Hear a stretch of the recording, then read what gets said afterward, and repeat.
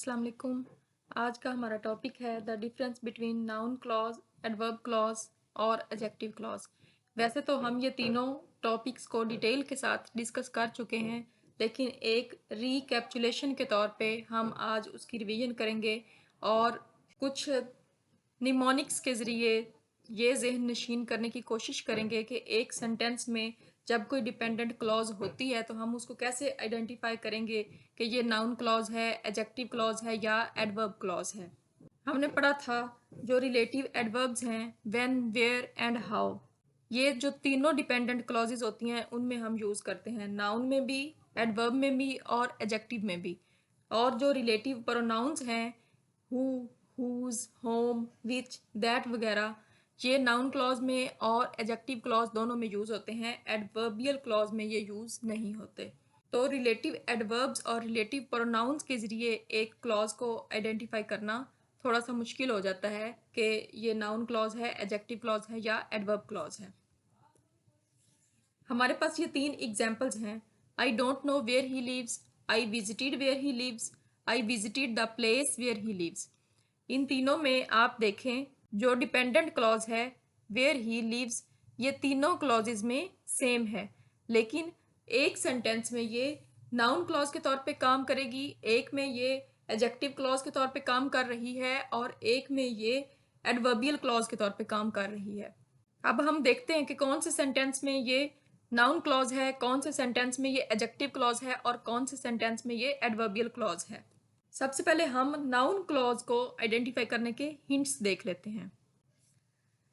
Most of the time we use noun clauses after the verbs of perceptions, feelings. ज्यादातर main clause में अगर verb of perception, verb of feeling या verb of senses use हुई है तो उसके बाद नाउन क्लॉज होगी मोस्ट ऑफ द टाइम। और भी वर्ब्स हो सकती हैं, लेकिन ज़्यादातर इन वर्ब्स के बाद जो क्लॉज होती है वो नाउन क्लॉज होती है। वर्ब्स ऑफ परसेप्शन में remember, forget, understand, notice, identify वगैरह ये सारी वर्ब्स ऑफ परसेप्शन में शामिल हैं। वर्ब्स ऑफ फीलिंग में है लव, हेट, लाइक, डिसलाइक वगैरह। Verbs of senses hear, listen, smell, taste, touch. For example I couldn't hear what he said, मैं नहीं सुन सका जो उसने कहा। इसमें जो हियर है ये वर्ब ऑफ सेंसेस है। हमारे 5 सेंसेस होते हैं ना, सुनना, देखना, महसूस करना। तो व्हाट ही सेड जो है ये यहाँ पे नाउन क्लॉज है। एक तो तरीका ये हो गया नाउन क्लॉज को आइडेंटिफाई करने का। मेन क्लॉज में अगर वर्ब ऑफ परसेप्शन मौजूद है या वर्ब ऑफ फीलिंग है या वर्ब ऑफ सेंसेस है तो उसके बाद जो क्लॉज होगी वो ज़्यादातर नाउन क्लॉज होगी। दूसरा तरीका जो नाउन क्लॉज को आइडेंटिफाई करने का है वो है any question that can be made with what will be followed by a noun clause. जब मेन क्लॉज को हम बोलें और हमारे माइंड में क्वेश्चन व्हाट आ जाए तो जो उसके बाद क्लॉज होगी वो नाउन क्लॉज होगी। जैसे ये हमारे पास फर्स्ट सेंटेंस है I don't no. I don't no अगर इतना बोले तो उसके बाद माइंड में क्वेश्चन आता है what, what I don't no. तो आई डोंट नो का जो आंसर कर रही है क्लॉज वेयर ही लिव्स, ये यहाँ पे नाउन क्लॉज है। I don't know where he lives इस सेंटेंस में ये क्लॉज नाउन क्लॉज के तौर पे फंक्शन कर रही है। नेक्स्ट है एडवर्बियल क्लॉज को हम कैसे आइडेंटिफाई करें एक सेंटेंस में। Any question answered by when, where and how will be an adverb clause. Question when, where और हाउ का आंसर करने वाली जो क्लॉज होगी वो एडवर्ब क्लॉज होगी। फर्स्ट सेंटेंस है हमारे पास नाउन क्लॉज, सेकंड होगा adverb clause. I visited, I visited के बाद माइंड में हमारे क्वेश्चन आता है where, where did I visit. तो उस वेयर का आंसर किया इस क्लॉज ने, where he lives. Question when, where और हाउ का आंसर करने वाली जो क्लॉज होगी वो एडवर्बियल क्लॉज कहलाएगी। एक और एग्जांपल देखें एडवर्बियल क्लॉज की। The women works hard because she has several bills to pay. The women works hard, खातून जो है वो सख्त मेहनत करती है, क्यों? Because she has several bills to pay, उसको बहुत सारे बिल्स पे करने हैं। यहाँ पे जो because she has several bills to pay ये एडवर्बियल क्लॉज ऑफ रीजन है। क्वेश्चन वाई का आंसर कर रही है ये क्लॉज। प्रीवियस लेक्चर में जब हम इसकी डिटेल से डिस्कशन कर रहे थे एडवर्बियल क्लॉज की, तो उसमें हमने इसकी सारी टाइप्स को डिस्कस किया था। Adverbial clause of reason, adverbial clause of place, adverbial clause of time. इन तीनों क्लॉजेस के डिटेल्ड लेक्चर्स का लिंक आपको डिस्क्रिप्शन में मिल जाएगा। अगर आपने वो नहीं देखा तो आप उसको डिटेल के साथ समझ सकते हैं। डिपेंडेंट क्लॉज की जो थर्ड टाइप है वो है एडजेक्टिव क्लॉज या रिलेटिव क्लॉज।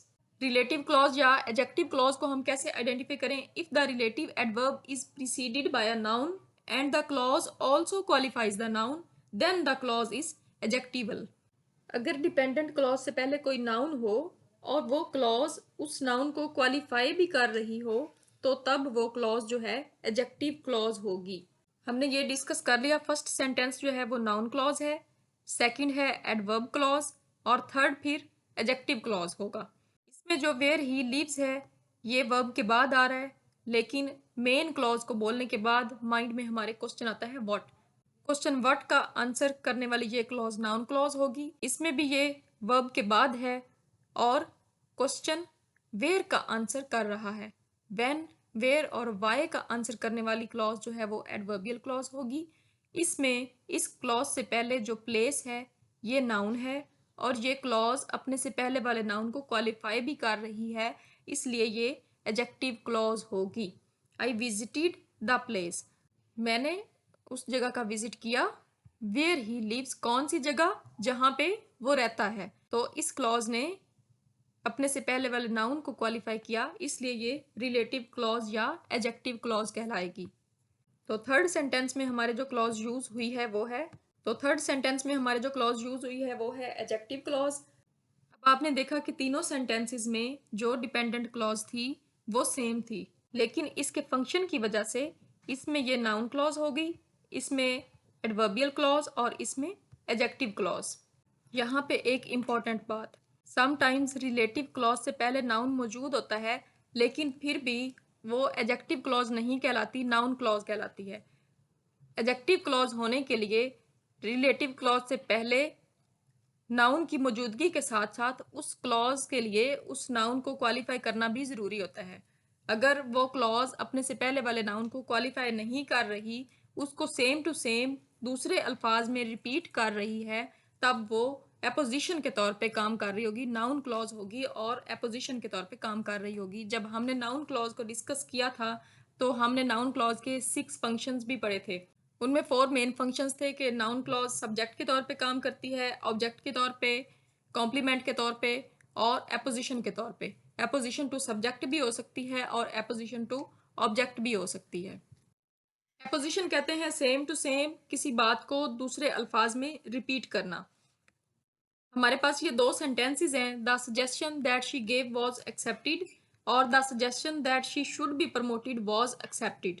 इनमें जो फर्स्ट सेंटेंस है इसमें जो डिपेंडेंट क्लॉज है ये एडजेक्टिव क्लॉज के तौर पे काम कर रही है, और जो सेकंड सेंटेंस है इसमें noun clause as an apposition to the subject suggestion के तौर पे काम कर रही है। सजेशन सब्जेक्ट है और उसके एपोजिशन के तौर पे काम कर रही है।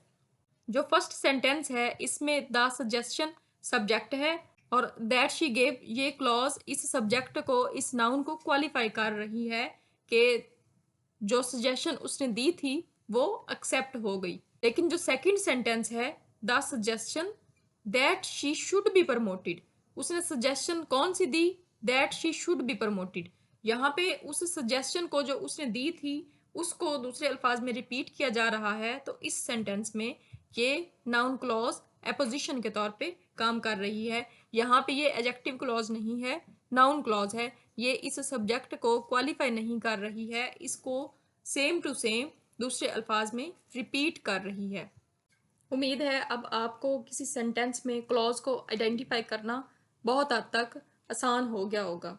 जो रिलेटिव एडवर्ब्स हैं when, where, why and how, ये तीनों क्लॉजेज में यूज होते हैं, नाउन में भी, एडवर्ब में भी और एडजेक्टिव में भी। एडजेक्टिव क्लॉज ये तब कहलाएंगे जब इनसे पहले कोई नाउन हो और वो क्लॉज उस नाउन को क्वालिफाई कर रही हो। नाउन क्लॉज को पहचानने के 2 तरीके हमने पढ़े, क्वेश्चन व्हाट माइंड में आए, या इससे पहले वर्ब ऑफ परसेप्शन हूँ, वर्ब ऑफ सेंसेस हूँ या वर्ब्स ऑफ फीलिंग्स हूँ, तो तब भी ज़्यादातर उसके बाद नाउन क्लॉज होती है। और एडवर्बियल क्लॉज तब होगी जब question when, where, why, how का आंसर मिलेगा हमें, तो तब वो क्लॉज एडवर्बियल क्लॉज कहलाएगी। जो रिलेटिव प्रोनाउंस हैं who, whose, whom, which, that वगैरह, ये नाउन क्लॉज में और एडजेक्टिव क्लॉज में यूज होते हैं। एडजेक्टिव क्लॉज होगी तो वो अपने से पहले वाले नाउन को क्वालिफाई करेगी, और नाउन क्लॉज होगी तो वो व्हाट वाला क्राइटेरिया और वर्ब्स ऑफ सेंसेस, परसेप्शन और फीलिंग को देख के हम उसको आइडेंटिफाई कर लेंगे।